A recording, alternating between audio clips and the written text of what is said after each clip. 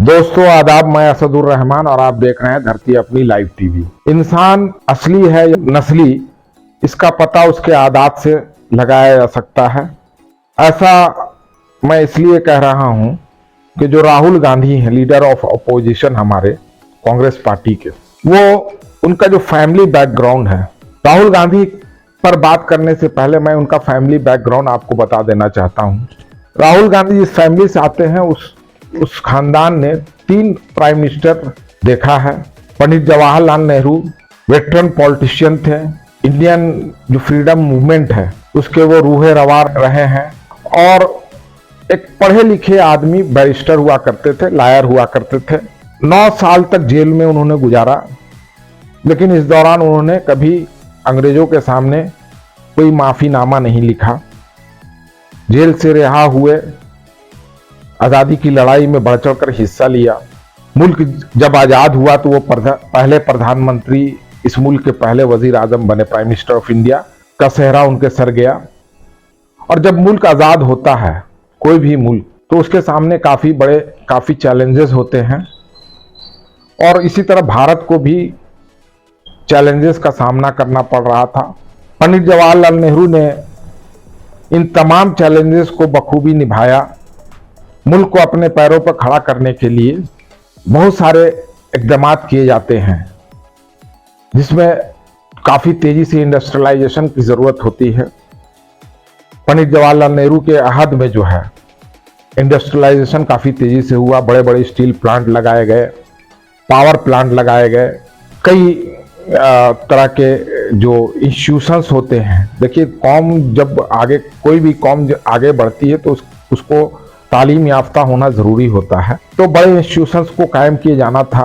बड़े बड़े IITs खोले गए, सेहत के मामले को ठीक ठाक करने के लिए एम्स जैसे इंस्टीट्यूशन बनाए गए, मेडिकल कॉलेजेस खोले गए, और जो मुल्क अपना सुई तक नहीं बनाता था वो बहुत सारे मामलों में जो है इंडिपेंडेंट होता चला गया। देश को जो डिफेंस सेक्टर है उसमें भी आगे ले जाया गया। बहुत सारे DRDO जैसे ऑर्गेनाइजेशन बनाए गए। जो फार्मर्स हमारे हैं वो देश के रीढ़ होते हैं, और देश को सेल्फ डिपेंडेंस बनाने के लिए बहुत सारा कदम उठाया गया। किसानों के लिए फर्टिलाइजर इंडस्ट्री बैठाए गए, और नए नए तकनीक के जरिए खेती जो है, खेती में सुधार लाया गया। ज़रूरी इनकलाब जिसको कहते हैं, कृषि में इनकलाब लाया गया, और अब बहुत सारे नए तकनीक से कृषि को तरबियत दी गई और उनको आगे बढ़ाया गया, ताकि देश जो है अनाज के मामले में डिपेंडेंट हो जाए। जवाहरलाल नेहरू ने 2 किताबें भी लिखी, जिसमें डिस्कवरी ऑफ इंडिया का काफ़ी नाम है। उसके बाद देश में जो डेमोक्रेटिक सेटअप है उसको इंडिपेंडेंट बनाने के लिए बहुत सारे जो है इक़दाम किए गए। इलेक्शन भी कराया गया। 1952 में पहला इलेक्शन हुआ हमारा, वो जीत कर आए। इस तरह से उनका जो रोल रहा है वो मेमार कौम कहे जाते हैं। भारत को जो है बनाने में उनका अहम रोल रहा है। उसके बाद इंदिरा गांधी का दौर आया। इंदिरा गांधी ने जो है जब सत्ता संभाला, जब कुर्सी को संभाला, तो उन्होंने भी इस अपने जो वालिद हैं उनके नक्शे कदम पर चलते हुए उसको आगे बढ़ाती गई। और जो अहम काम जिनके लिए उनको जाना जाता है वो था नेशनलाइजेशन ऑफ बैंक्स और माइंस का नेशनलाइजेशन किया जाना। जो अनऑर्गेनाइज सेक्टर थे उसको ऑर्गेनाइज किया गया, नेशनलाइजेशन किया गया। ये बहुत बड़ा कदम माना जा रहा था। जो प्राइवेट ऑनर्स हुआ करते थे वो मजदूरों का एक्सप्लॉयटेशन करते थे। नेशनलाइजेशन के बाद ये काम खत्म हुआ, और काफ़ी ऑर्गेनाइज वे में जो है बैंक्स हमारे चलने लगे, जिसका फ़ायदा तमाम लोगों को मिला। पब्लिक सेक्टर कई जो है उनको नेशनलाइज किया गया, पब्लिक सेक्टर के तौर पे उनको बनाया गया। और वेलफेयर स्टेट का जो काम होता है, पीपुल्स पार्टिसिपेशन, उससे उसका फायदा नेशनलाइजेशन से लोगों को मिलने लगा। राजीव गांधी एक कमर्शियल पायलट हुआ करते थे। हालात ने उनको मुल्क की कुर्सी के करीब ला दिया और वो वजीर आजम बन गए। उन्होंने जो टेलीकम्युनिकेशन और इंफॉर्मेशन टेक्नोलॉजी का जाल सा बिछा दिया। आज जो हम इंटरनेट और इस तरह की जो अदर फैसिलिटीज हम उठा रहे हैं, भारत जो है इंटरनेट यूज करने वालों में काफी इसका नाम है, काफी बड़ी संख्या में लोग, बड़ी तादाद में लोग इंटरनेट का इस्तेमाल करते हैं। ये राजीव गांधी का ही देन है। मैं ऐसा इसलिए बता रहा हूं कि राहुल गांधी के बारे में ये कहा जाने लगा था, उनका जो एक इमेज बनाया जा रहा था, वो ऐसा कहा, जो इकोसिस्टम है मीडिया का, उसमें उन्हें बहुत कम करके आंका जा रहा था। हालांकि वो क्वालिफाइड आदमी है और ट्रिनिटी कॉलेज जो है वहां से उन्होंने एमफिल किया, फॉरेन की डिग्रियां हैं उनके पास, और वो अभी फिलहाल तो लीडर ऑफ अपोजिशन है। लेकिन उनका जो सफर रहा, सियासी सफर, वो ऐसा नहीं है कि 2014 के बाद अचानक राहुल गांधी चले आए और फिर कांग्रेस को लीड करने लगे।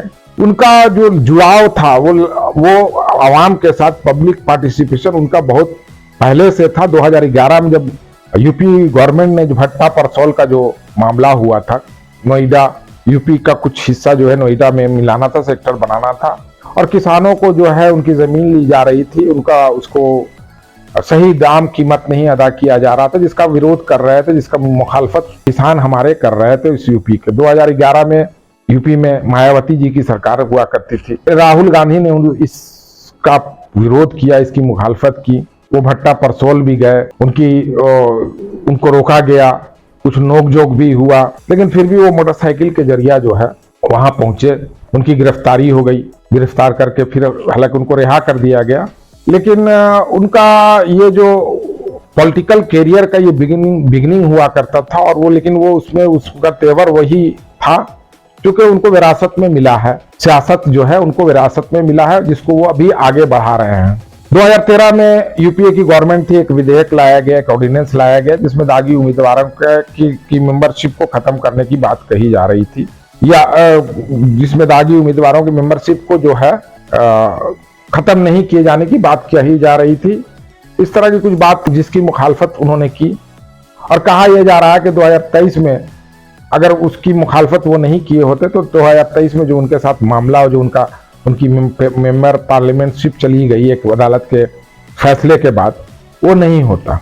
राहुल गांधी कांग्रेस का जो आइडियोलॉजी है, देखिए वो तो एक सेक्युलरिज्म की अपनी आइडियोलॉजी को लेकर शुरू से चल रहा है, कांग्रेस पार्टी चल रही है, और यही इसका पूंजी कहा, यही इसकी जो विरासत है, इसको मिला है अपने लोगों से। राहुल गांधी उसी विरासत को आगे बढ़ा रहे हैं। 2014 के बाद मुल्क के हालात बदले, काफी टफ सिचुएशन आता गया उनके सामने, और 2014 के इलेक्शन में जो है पार्टी ने काफी खराब मुजाहरा किया, 44 सीट आए पूरे देश से। उसके बाद 2019 में 55 और फिर 2024 में इसमें सुधार हुआ। लेकिन जो भी हालात आए, राहुल गांधी ने उसका डटकर मुकाबला किया। राहुल गांधी ने जो बीड़ा उठाया, उसमें 2014 के बाद जो हालात बदलते गए देश के, उसमें जो उनकी आइडियोलॉजी थी कांग्रेस पार्टी की, उसको आगे बढ़ा रहे थे। और इस बीच जो देश में जो नफरत का जो माहौल बढ़ता चला गया, जो हमारा सेकुलर फैब्रिक है उसमें दरार पड़ने लगी, तो राहुल गांधी ने उसको खत्म करने के लिए लगभग 4000 किलोमीटर का पैदल मार्च निकाला, और कन्याकुमारी से लेकर कश्मीर तक 4000 किलोमीटर पैदल चले वो। और इस बीच जो है मीडिया जो है, वो उनका ये कहना था कि मीडिया उनकी बातों को नहीं रख रहा है ठीक से, तो इसलिए वो आवाम से इसके पास सीधे जा रहे हैं। और देखिए देश का जो मीडिया का जो हाल हो गया है, वो देश के लिए एक चैलेंज बनता जा रहा है। जो देश का जो सेकुलर फैब्रिक था और जो ताना बाना था, जिसके लिए देश जाना जाता है, उसमें कहीं ना कहीं जो है आप देखा होगा कि उसमें दरार पड़ने लगा है। और मीडिया हर रोज जो है हिंदू और मुसलमान के बहस में लोगों को उलझा कर रखे हुआ है। जो देश के असल मुद्दे हैं उससे लोगों का ध्यान भटकाने के लिए मीडिया जो है पूरी तरह से बायस हो गया है। जबकि डेमोक्रेटिक सेटअप में मीडिया, जुडिशियरी सिस्टम है, जो अदर कॉन्स्टिट्यूशनल ऑर्गेनाइजेशन है, उनको न्यूट्रल होना चाहिए। लेकिन माहौल का असर पड़ता है और मीडिया पर भी इसने अपना छाप छोड़ा है। और जो बड़े मीडिया हाउसेज हैं, उन लोगों ने अपनी जो इम्पार्शियलिटी है, जो क्रेडिबिलिटी है, उसको खो दिया है। तो राहुल गांधी का कहना था कि वो लोगों के बीच में इसीलिए गए हैं कि ताकि वो अपनी बात को और देश के जो असल मसाइल हैं वो लोगों को बताएं और देश उन लोगों से सुने उनकी बात को। 4000 किलोमीटर का सफर जो होता है वो कोई मामूली बात नहीं माना जाता है। और इससे पहले महात्मा गांधी ने दांडी मार्च किया था, और राहुल गांधी इस देश के आफ्टर आजादी जो है वो एक ऐसे नेता हुए जो इतना लंबा सफर पैदल तय किया उन्होंने। देश का सेकुलर फैब्रिक को बचाने के लिए, देश में जो दीवारें खड़ी हो गई नफरत की, उसको बचाने के लिए ये उनका कदम माना जा रहा था, और उसका नाम उन्होंने भारत जोड़ो यात्रा दिया। और अपनी यात्रा के दौरान उन्होंने जो नारा दिया वो ये था कि नफरत के बाजार में मोहब्बत की दुकान। और जब वो इस नारे को लेकर निकले तो हजारों हजार की तादाद में हर रोज उनके साथ लोग जुड़ रहे थे। देश के मुख्तलिफ हिस्सों से, जिस रास्ते से उनका वो ये सफर होता था, वहां के लोग इनके पास आते, अपने दुख दर्द को बांटते, बताते। और ऐसा कहा जाता कि पंडित जवाहरलाल नेहरू भी इस तरह जब कभी पब्लिक फंक्शन में जाते थे तो लोगों के बीच पहुंच जाते थे, उनकी बात सुनते थे। राहुल गांधी का जो 4000 किलोमीटर का सफर रहा, ये काफी टफ माना जाता है। और जब वो अपनी यात्रा खत्म कर रहे थे तो कश्मीर में काफी बारिश हो रहा था, वहां पे बर्फबारी हो रहे थे। इस बीच भी राहुल गांधी ने अपनी यात्रा को जो है रोका नहीं। हालांकि उनको कई थ्रेट भी आए, कहा गया कि नहीं ये इनके खतरा है, लेकिन सबके बावजूद वो अपनी यात्रा को मुकम्मल करते रहे। 2014 के बाद जो हुकूमत आई है उसने कई अहम फैसले लिए, जिसमें एक बहुत अहम फैसला माना जाता था नोटबंदी का। राहुल गांधी ने इस पर इसकी मुखालफत की थी कि जो देश का जो करेंसी होता है वो बहुत सोफिस्टिकेटेड मामला होता है, उसमें हाथ लगाने से पहले काफी गौर फिक्र करना चाहिए। लेकिन अचानक रातों रात जो है उसको, जो करेंसी है उसको बंद कर दिया गया, और इसके वजह से काफी लोगों को परेशानियों का कोई तैयारी नहीं की गई। अचानक से जो ये फैसला लाया गया तो उससे लोगों को काफी परेशानी हो गई। 100 से ज्यादा लोग के करीबी लोग की मौतें हो गई। लाइनों में खड़ा होकर लोग दिन भर गुजार देते थे, बैंकों में रश हुआ करता था।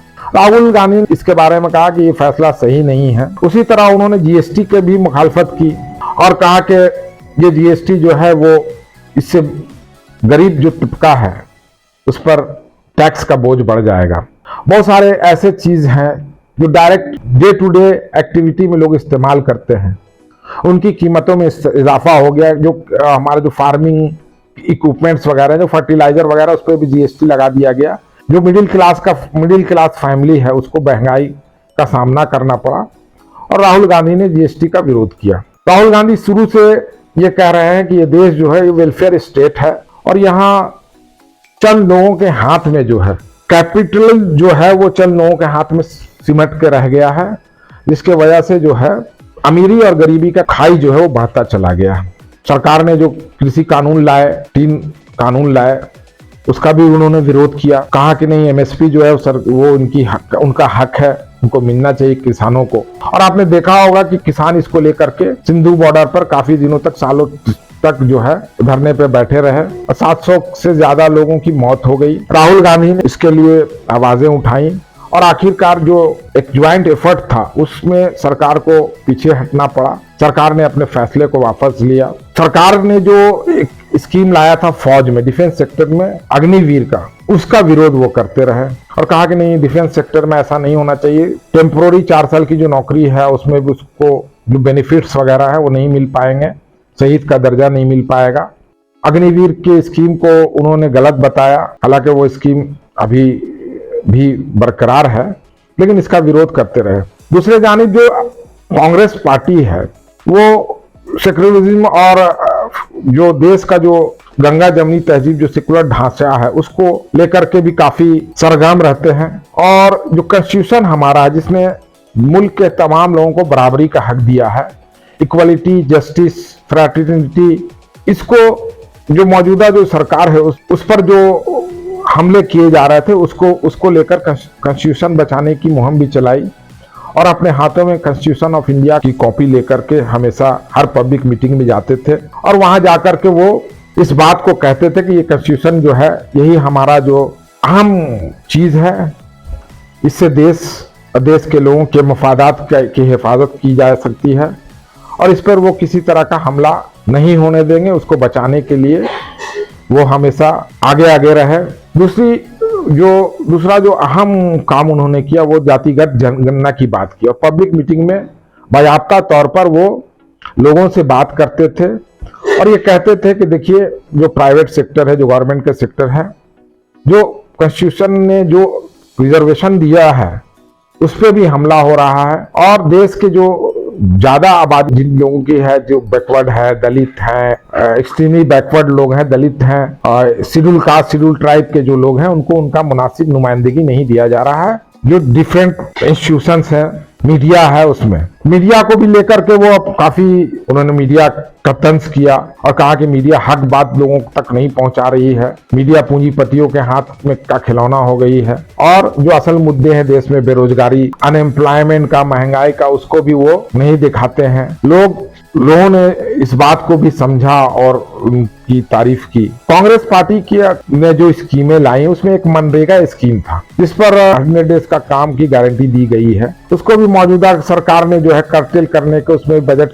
में कमी कर दी और धीरे धीरे वो मनरेगा स्कीम ऐसा लगा कि खत्म हो जाएगा, लेकिन ऐसा अभी है नहीं। कुछ इलाकों में मनरेगा चल रहा है, खास करके कांग्रेस रूल स्टेट में। तो वो बताते थे कि जैसे आप कभी कहीं भी डायरेक्ट बेनिफिट जो स्कीम है जिससे लोगों को डायरेक्ट पैसा मिलता है, वो उसके होने से जो है लोगों के अंदर परचेजिंग पावर आएगा। जब परचेजिंग पावर आएगा तो लोग सामान खरीदने जाएंगे, डिमांड बढ़ेगा, डिमांड बढ़ने से लोग मैन्युफैक्चरिंग के तरफ जाएंगे और देश मैन्युफैक्चरिंग सेक्टर में जो है आगे बढ़ेगा तो देश मजबूत होगा। देश में मैन्युफैक्चरिंग सेक्टर, अनऑर्गेनाइज सेक्टर में जो लोग काम कर रहे हैं उनको फायदा होगा। राहुल गांधी 2019 के बाद जो है लीडर ऑफ अपोजिशन हुए और उनका ये मानना है कि देश के अंदर अभी जो हालात, जो कॉन्स्टिट्यूशनल ऑर्गेनाइजेशन हमारे हैं उन पर सरकार का कंट्रोल है, जबकि ये जो कॉन्स्टिट्यूशननल ऑर्गेनाइजेशन है इनको संविधान ने इंडिपेंडेंट बनाया है और इनको इंडिपेंडेंट रहना चाहिए।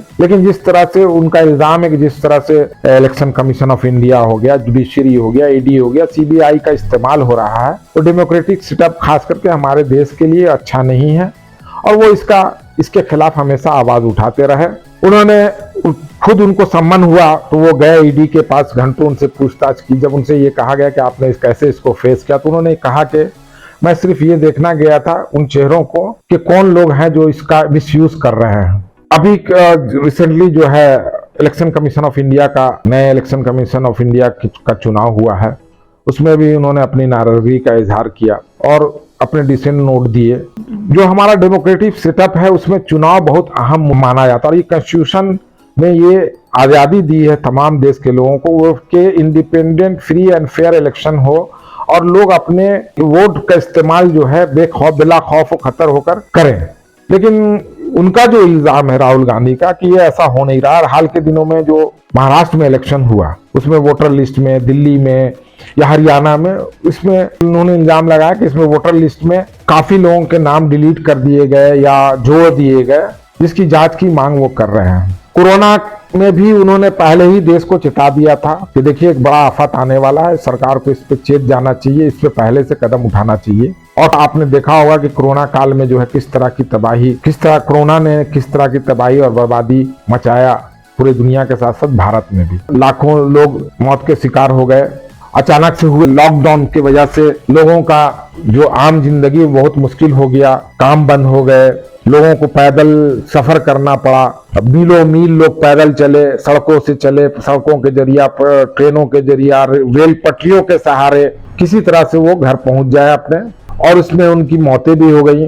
राहुल गांधी कहा कि ये अनप्लान वे में किया गया लॉकडाउन था और सरकार को पहले इससे लोगों को खबरदार कर देना चाहिए था, सरकार को पहले इसकी तैयारी कर लेनी चाहिए थी, लोगों को बता देना चाहिए था, कुछ वक्त दे देना चाहिए था। राहुल गांधी का पब्लिक कनेक्टिविटी भी काफी अच्छा माना जाता है।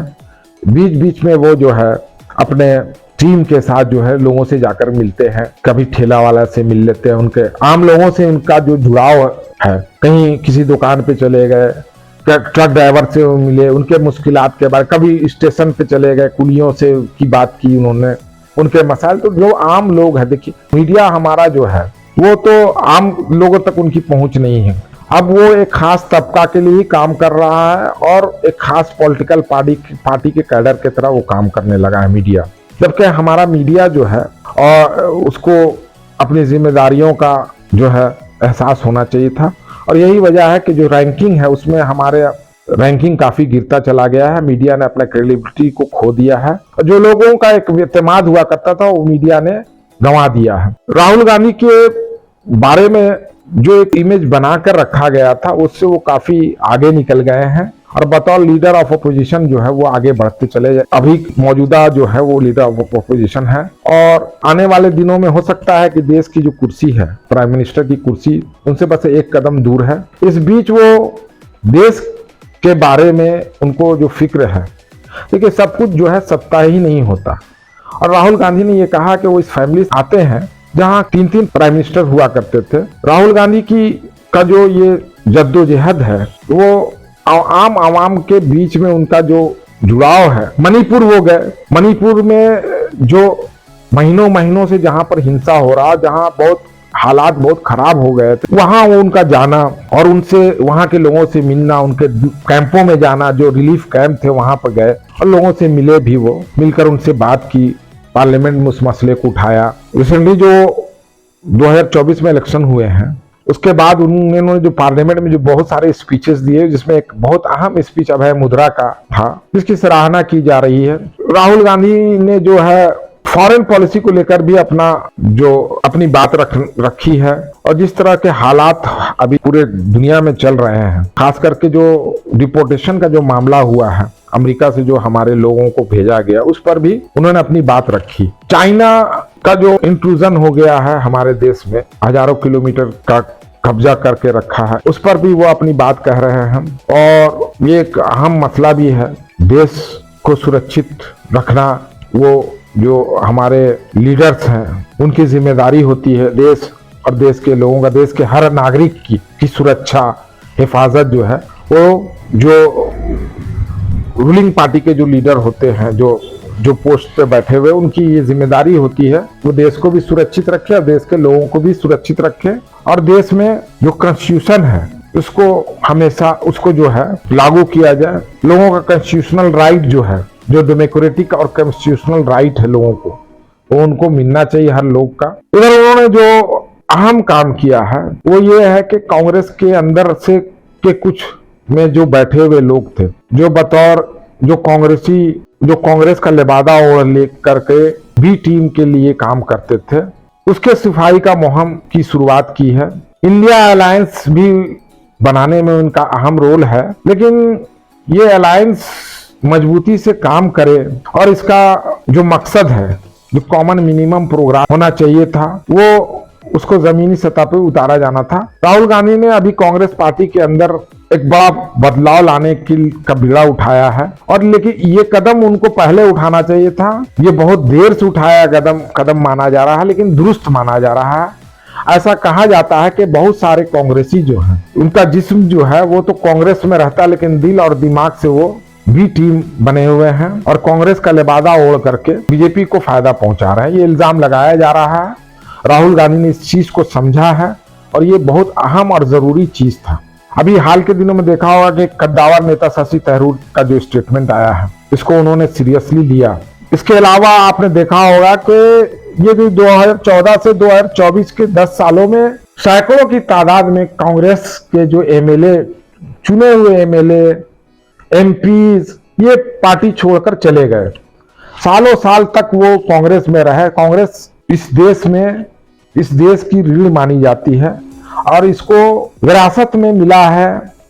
50 सालों से, आजादी के बाद 50 सालों से ज्यादा वक्फा तक इसने राज किया देश में और देश के लोगों को जो हक मिलना चाहिए था, बहुत सारे जो राइट्स हैं, जो अधिकार है देश के लोगों का, वो उन्होंने कांग्रेस पार्टी ने दिया। जैसे सूचना का अधिकार, राइट टू फूड, आज जो 5 किलो राशन दिया जा रहा है 80 करोड़ लोगों को, राइट टू वर्क, ये सब कांग्रेस का लाया हुआ है। Right to education.